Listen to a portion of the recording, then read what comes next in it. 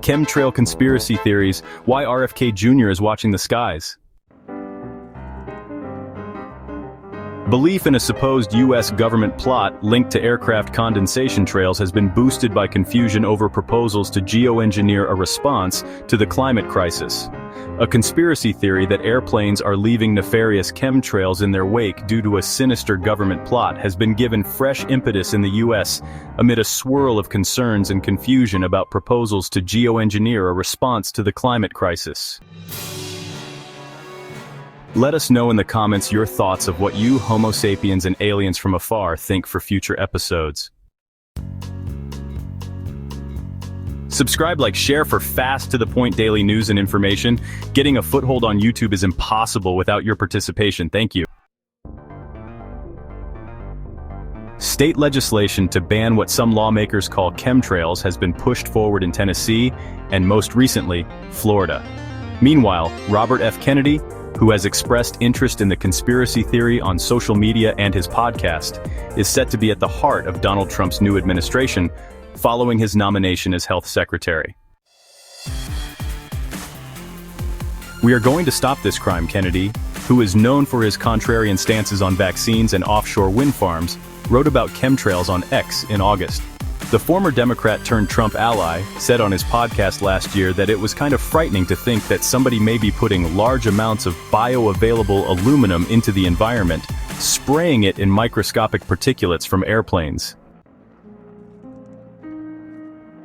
Believers of the chemtrails conspiracy theory contend that the white lines traced in the sky behind aircraft contain toxic chemicals that are released to achieve a devious end, such as mass sterilization or mind control. This theory, which has no evidence to support it, has been put forward at various times since the 1990s despite being repeatedly debunked. Now, scientists are faced with a resurgent focus on chemtrails amid a related, more substantive debate over whether actual modifications to the Earth's atmosphere should be made in a desperate attempt to slow global heating. Interest in chemtrails bubbles up every once in a while, and the hurricanes and weather modification kind of brings it up to the floor again, said David Fahey, director of the Chemical Sciences Laboratory at the National Oceanic and Atmospheric Administration, in reference to two recent major hurricanes, Helene and Milton, that some figures, including Republicans, claimed were somehow steered by the federal government's meddling with the weather.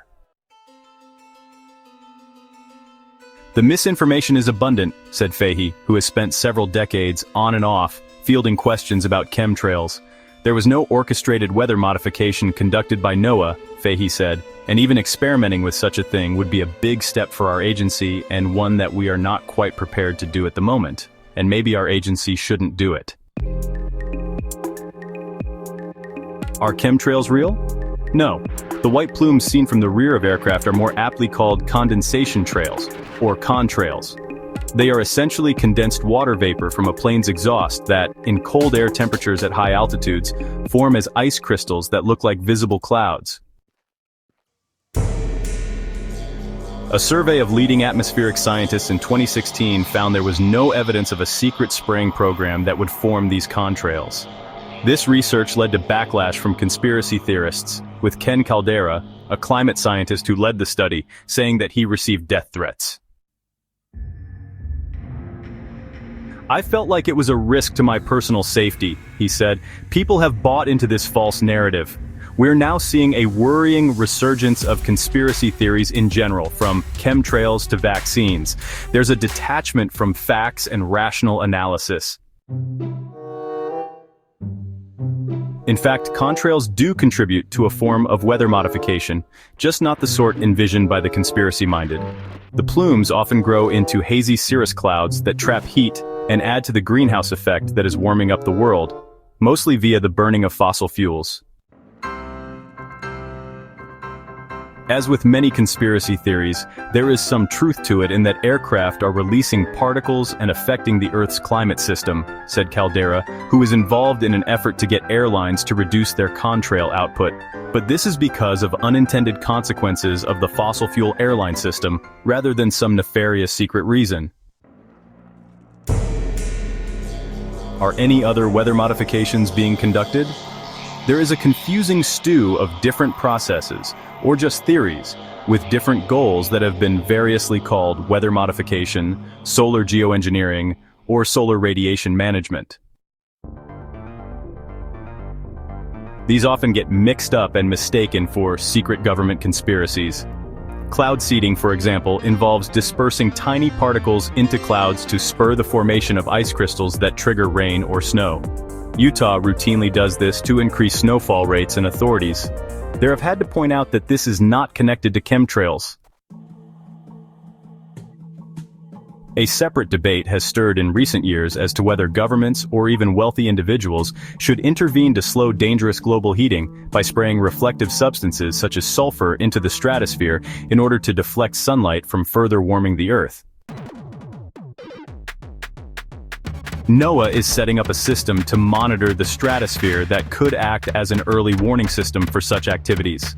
A US startup has offered credits for people to buy in order to help cool the world's fever, but as yet, there has been no activity detected on a significant scale that would alter the climate.